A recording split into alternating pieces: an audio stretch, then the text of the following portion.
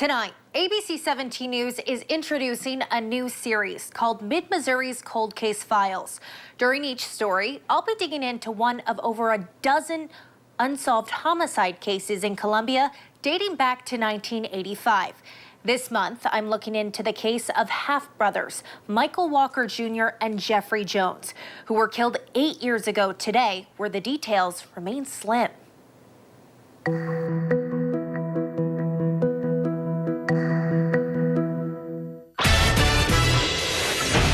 Breaking news tonight on ABC 17 News at 10. 2 men are now dead after a triple shooting in Northwest Columbia.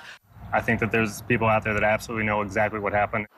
March 26, 2017. What happened right here? The Columbia Police Department responded to a shots fired call. Lieutenant Matt Graymore recalled a sunny Sunday afternoon.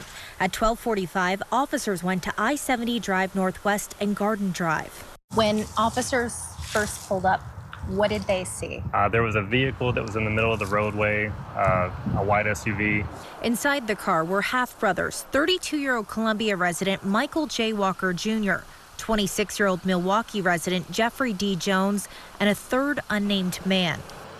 Jones was pronounced dead at the scene, while Walker died at the hospital. Police say the third man had serious injuries but survived. I was one of the people that was called in back when that happened. There was a whole lot of people that were called in at the time. The scene included a 2007 white Audi SUV riddled with bullet holes.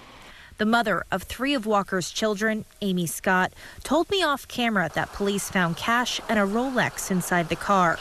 Scott tells me Walker and Jones grew up in Chicago. She said the two were close and attended a concert that weekend. That Sunday afternoon, they were on their way to the airport so Jones could fly back to Milwaukee, but made a stop along the way. Due to this being an active investigation, Graymore was not able to tell me how many suspects were involved, how they got there, the number of guns used, and types of evidence collected. Typically, this is a pretty quiet area that doesn't have a lot of violent crime, to my knowledge. I knocked on doors in the area and spoke with a few neighbors, but they either didn't live here in 2017 or weren't home. Have 2 killed at the same time and to not have answers for it, that makes it that much harder for the family and for the police to try to get answers for that.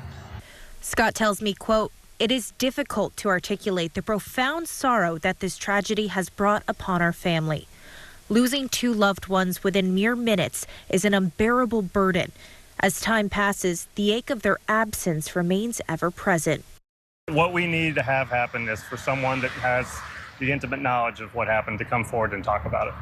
Graymore says over the course of nearly a decade, helpful tips have come in. My job is to get as close to that as possible to give them answers for what happened. While I understand that's not going to be closure to make the pain go away, it is a step in the right direction to try to help the family, and that's what I feel responsible for. Columbia police ask if you know any information about this case, you contact them to help bring closure to the victims' families.